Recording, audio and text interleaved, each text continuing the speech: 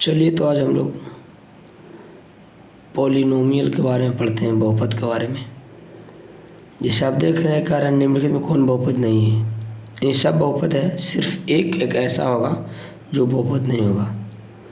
बहुपद की थोड़ा सा अगर हम डिफिनेशन की बात करें तो हम जानते हैं कि बहुपद उस बेजीय व्यंजक को कहते हैं जिसका घात चर राशि का घात पूर्ण संख्या का सदस्य हो। तो इस प्रश्न को देखने के बाद हम देख रहे हैं कि भी पूर्ण संख्या में दो पूर्ण संख्या है, ये रूट से बाहर है, यहाँ x के पावर 3 x के पावर 2 ये भी x के पावर 1। और देखिए यहाँ लटका हुआ है, तो पावर या भी कुछ नहीं तो एक है, ऊपर है तो -1 होगा, और -1 जो है सो पूर्ण संख्या नहीं है, अर्थात सी इज द राइट आंसर हो गया। सी बहुपद नहीं, बाद में सब कुछ चेक कीजिए, सब बहुपद है। चलिए नेक्स्ट और क्वेश्चन देखते हैं। नेक्स्ट क्वेश्चन है कि निम्नलिखित में कौन बहुपद नहीं। फिर वही कह रहा, तो कुछ नहीं करना है, बस देखना कि किसका पावर पूर्ण संख्या नहीं है। जो इसका पूर्ण नहीं होगा बहुपद नहीं होगा। इसमें देखिए x स्क्वायर पूर्ण संख्या है, x पूर्ण संख्या है, x के पावर कुछ तो 1 है तो पूर्ण संख्या है, x के पावर 5 है तो ये भी पूर्ण संख्या, x के पावर 1/2 है। देखिए प्रॉब्लम क्रिएट यहीं कर दिया, 1/2 कभी पूर्ण संख्या नहीं हो सकता है, क्योंकि पूर्ण संख्या जो है गिनती की सारी होती है, 0 से स्टार्ट होकर अनंत तक जाती है, लेकिन बटा में कभी गिनती चलता नहीं है, अर्थात इसका राइट आंसर भी क्या होगा, सी।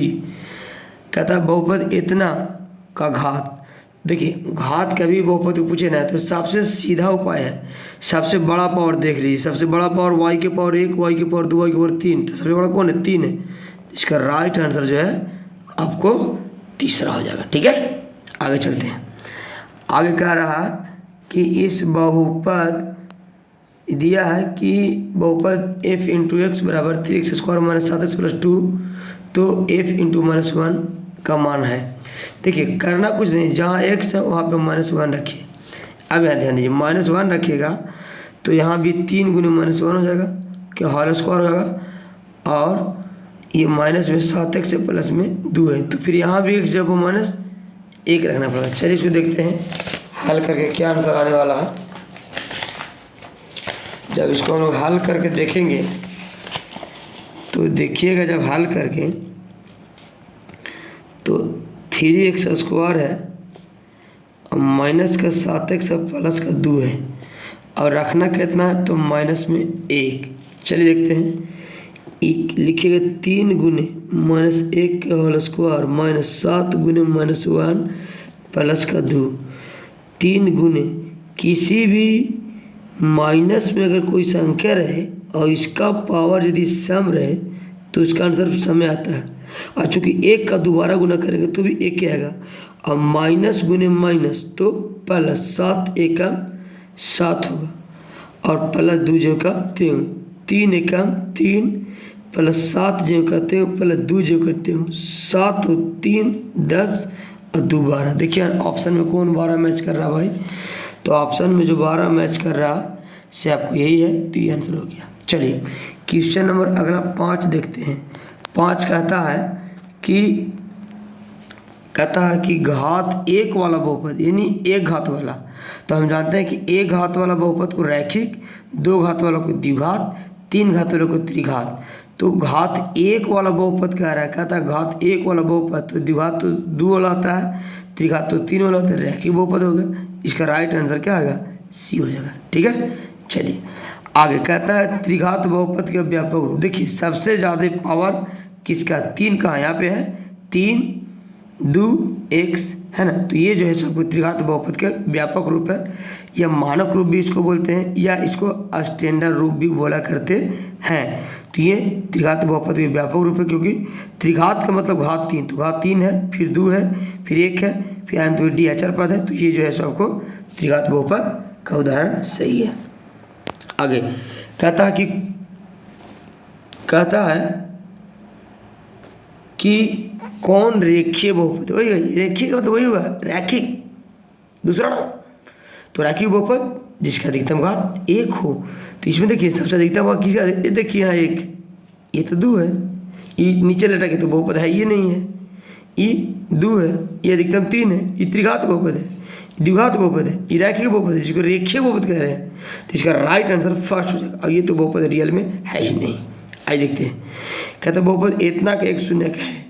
तो एक शून्य का वह वैल्यू होता है जिसमें रखने के बाद 0 कर दे। तो ऑप्शन से चलना बड़ी आसान है। देखिए दूर रखिएगा सब प्लस में है, क्योंकि ज़िंदगी में 0 आने वाला नहीं है। -1 रखिएगा तो देखिए रख के देखिए, -1 का 2 बराबर +1 होगा, और यहाँ प्लस का 2, तो 2 गुने 1 के जगह x के जगह पर -1, तो 2 एकम -2 हो गया और +1। अब यहाँ +1 और यहाँ जो है +1 आया, तो 1 और 1 2, और यहाँ रहेगा -2, तो प्लस माइनस कट के 0, अर्थात शून्य कौन हो रहा है, माइनस में 1, वह वैल्यू जो x की जगह पर रखने के बाद पूरा 0 आ जाए तो वह इस बहुपद तो शून्य कहलाएगा। तो शून्य कितना, -1, क्योंकि -1 रखने के बाद क्या होगा, 0 होगा। आगे कह रहा है इस द्विघात बहुपद के शून्य होंगे।